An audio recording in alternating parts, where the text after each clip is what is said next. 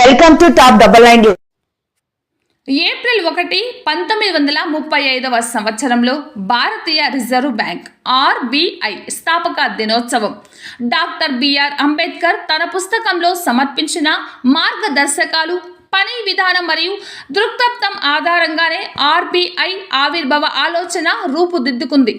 ఆ పుస్తకం పేరు the problem of the rupee, it is origin and it is solution. రూపాయి సమస్య, దాని మూలాలు మరియు పరిష్కారం. దీనిని హిల్టన్ యంగ్ కమిషన్కు సమర్పించారు.